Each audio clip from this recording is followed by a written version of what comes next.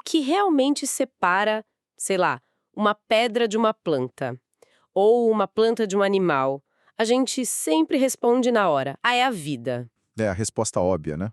É, mas se a gente parar para pensar, o que é essa vida? É uma substância? Uma energia? Uma propriedade? Exato! Hoje a gente vai fazer um mergulho no material filosófico que, olha, ele propõe uma resposta bem diferente. A ideia é que o universo não é feito só de matéria e espírito. Teria uma terceira força. Um terceiro elemento. Isso. E a nossa missão aqui é investigar esse conceito, esse tal de princípio vital. Vamos tentar entender se isso é uma chave para desvendar o mistério da vida ou só uma curiosidade antiga. É uma ótima forma de colocar. A gente vai explorar como essa terceira força, segundo as fontes que a gente está analisando, cria a fronteira entre o que é vivo e o que, bom, o que é inerte. E o que acontece quando ela acaba? Exatamente. E talvez o mais importante, como a nossa inteligência, a nossa capacidade de pensar, como ela entra nessa equação toda. Porque, segundo essa visão, vida e inteligência não são a mesma coisa. Não mesmo. E para começar essa investigação, a gente precisa é, entender o cenário, digamos assim.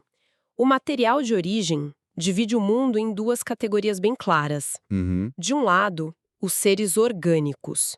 Gente, bicho, planta, tudo que nasce, cresce, se reproduz e morre. Eles têm uma maquininha interna, uma fonte de atividade. E do outro lado, os seres inorgânicos. A pedra, a água, o ar.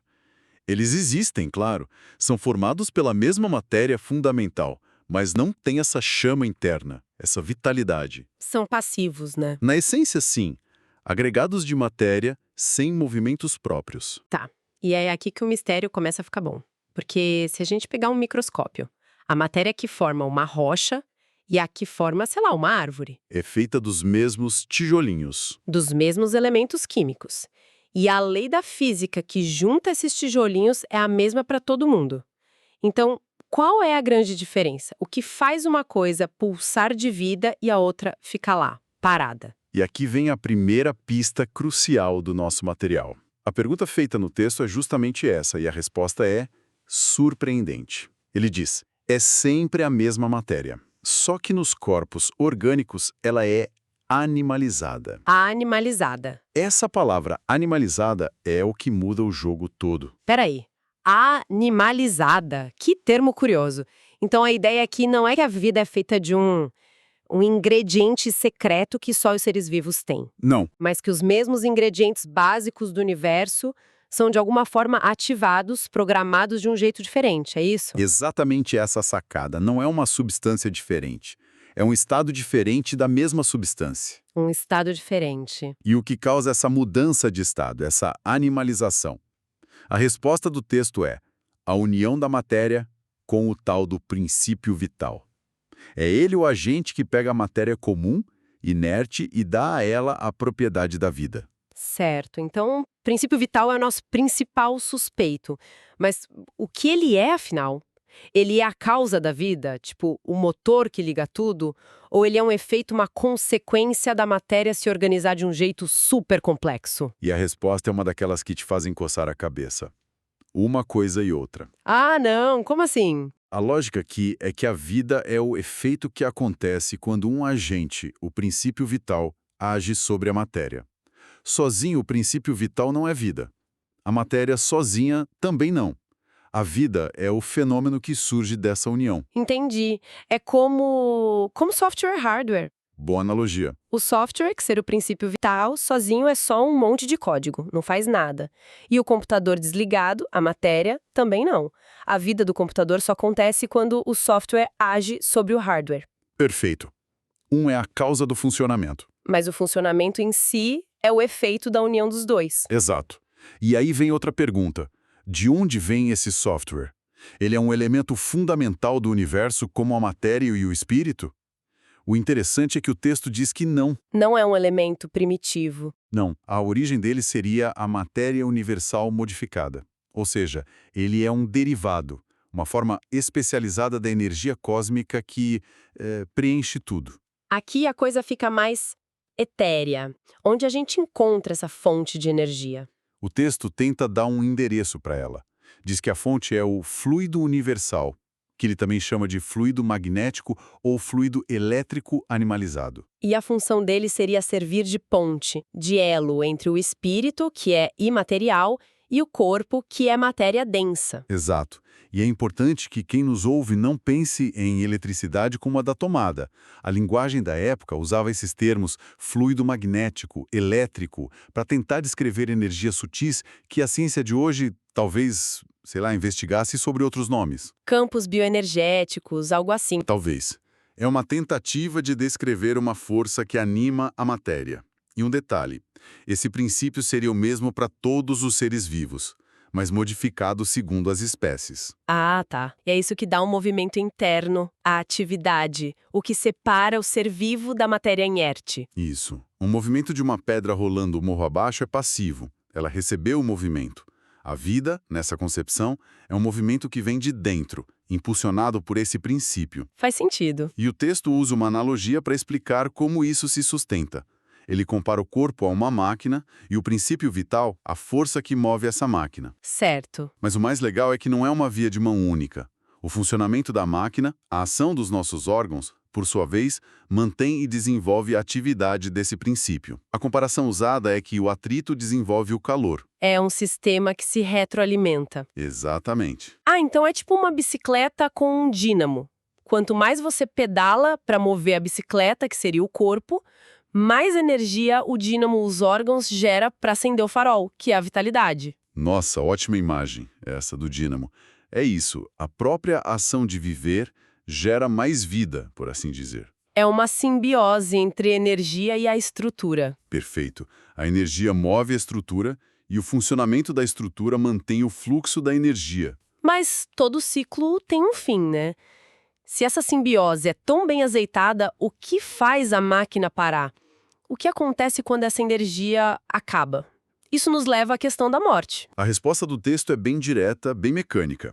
A causa da morte é o esgotamento dos órgãos. A máquina quebra. A máquina quebra. A analogia continua. Se um relógio está quebrado, a mola pode estar com toda a corda, mas ele não vai funcionar. Não é que o princípio vital some de repente. É o corpo que se torna incapaz de continuar essa troca, de usar essa energia.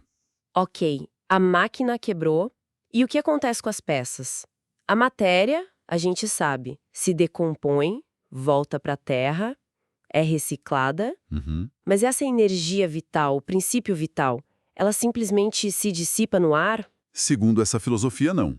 Ela retorna à massa, ou seja, volta para a grande fonte de onde veio, aquele fluido universal que a gente falou. Fica lá, disponível. Para ser usada de novo. Exato. Para ser usada na animação de novos seres. O ciclo é completo. A matéria se decompõe para formar novos corpos e esses novos corpos puxam da fonte universal o princípio vital para si, para começar um novo ciclo. Interessante. O texto ainda usa outra imagem, que ele diz ser mais exata, a de um aparelho elétrico. Ah, sim. O corpo em repouso teria essa energia em estado latente. Quando uma causa ativa esse fluido, o aparelho está vivo. Quando essa causa cessa, o fenômeno para e o aparelho volta à inércia. E aqui tem um ponto que eu acho fascinante. A quantidade desse fluido vital não seria a mesma para todo mundo. Não. Varia entre espécies e até entre pessoas. O texto sugere que alguns seres são, digamos, carregados com esse fluido, enquanto outros têm só o suficiente. Isso explicaria porque algumas pessoas têm uma vitalidade que parece transbordar. Uma resistência maior, uma vida mais ativa. Exato. Peraí, então é como uma bateria de celular. E essa bateria pode descarregar. Pode. O texto diz que ela pode se tornar insuficiente para manter a vida se não for renovada. E como a gente renova? Pela absorção de substâncias que a contenham. Os alimentos, por exemplo. Mas aqui vem a parte mais surpreendente de todas. Lá vem. O texto afirma que esse fluido vital pode ser transmitido de um indivíduo para outro. Como assim? Diz que quem tem mais pode doar para quem tem menos e, em alguns casos, até prolongar a vida prestes a se extinguir. Uau! Isso é bem radical. Abre um monte de portas sobre o que a gente entende por cura, por energia. Conexão. Sim. Mas antes da gente pirar nessas ideias, preciso resolver uma pendência lógica na minha cabeça. Se as plantas têm vida, se elas têm esse princípio vital, quer dizer que elas pensam? Essa é a distinção mais importante que o texto faz, e a resposta é um sonoro não. Não. A inteligência não é um atributo do princípio vital. As plantas vivem, mas não pensam. Elas têm apenas vida orgânica. Nessa visão, a inteligência só se manifesta quando um terceiro elemento, o espírito, se une à matéria que já foi previamente animalizada pelo princípio vital. Ok, então a gente tem uma escada da existência aqui. Deixa eu ver se eu entendi a estrutura. No primeiro degrau, os seres inanimados, só matéria, as rochas. Certo.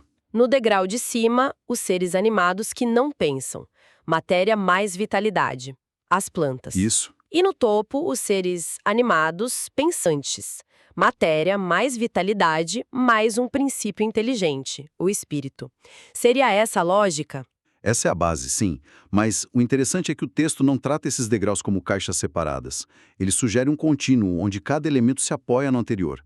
A inteligência precisa da vida para se manifestar no nosso mundo. E a vida precisa da matéria para existir. Exatamente. Uma coisa é a condição para a outra.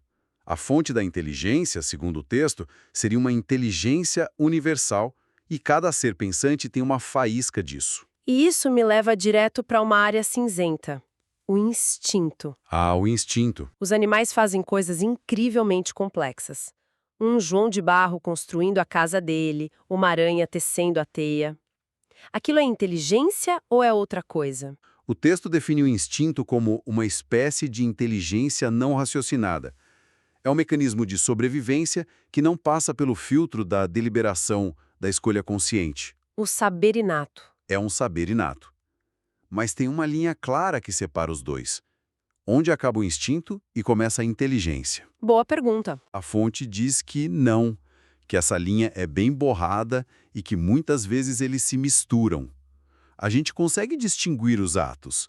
O instinto é mais espontâneo, quase um reflexo. A inteligência já é resultado de uma combinação de ideias, de um ato deliberado. Eu sempre imaginei que nós, humanos, tivéssemos superado o instinto com a nossa razão. Que o instinto era algo mais primitivo. É o que parece, né? Mas pelo que entendi, o texto vira essa ideia de cabeça para baixo, não é? Totalmente. Ele diz algo contraintuitivo. Não, o instinto existe sempre, mas o homem o despreza. E vai além. O quê? Afirmando que o instinto às vezes é um guia mais seguro do que a própria razão. A frase é forte. O instinto jamais se engana. Mais seguro que a razão? Como assim? A razão não deveria ser nossa melhor bússola? Segundo esse material, a razão pode falhar porque ela pode ser distorcida pela má educação, pelo orgulho e pelo egoísmo. Entendi. O instinto não tem essa bagagem, ele simplesmente age. A razão nos dá o livre-arbítrio, a liberdade de escolha. E com a liberdade de escolher, vem a possibilidade de errar o caminho. Isso é forte.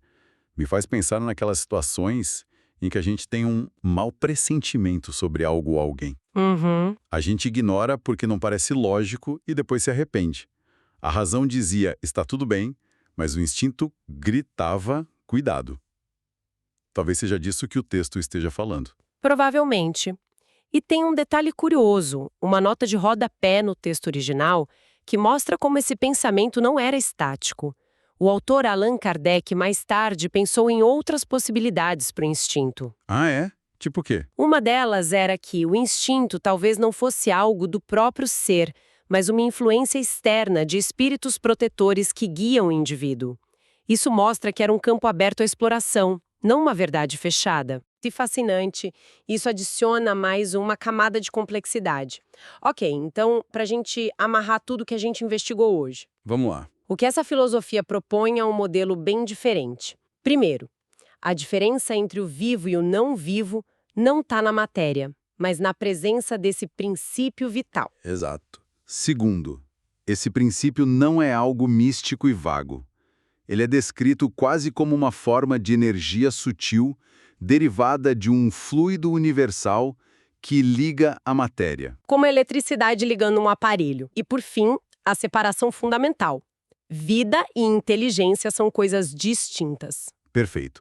A vida vem do princípio vital, mas a capacidade de pensar, de ter consciência e livre-arbítrio vem de outro elemento, o princípio inteligente, o espírito. Certo. E isso nos deixa com uma última reflexão, voltando àquele ponto mais radical que você mencionou. A transmissão do fluido vital. Isso. O material que a gente analisou afirma que esse fluido pode ser transmitido de um indivíduo para outro, a ponto de, em certos casos, prolongar a vida prestes a se extinguir. Sim, essa parte é bem provocadora. Então, a questão que fica no ar é: se a força que nos anima não for apenas um estado interno fechado em nós mesmos, mas algo que pode ser compartilhado, transferido, quais seriam as implicações disso para o nosso entendimento sobre conexão, empatia? E até para os processos de cura. Sem dúvida. Se a energia vital pode de alguma forma fluir entre nós, o que isso realmente diz sobre os laços visíveis e invisíveis que nos unem? É algo para se pensar.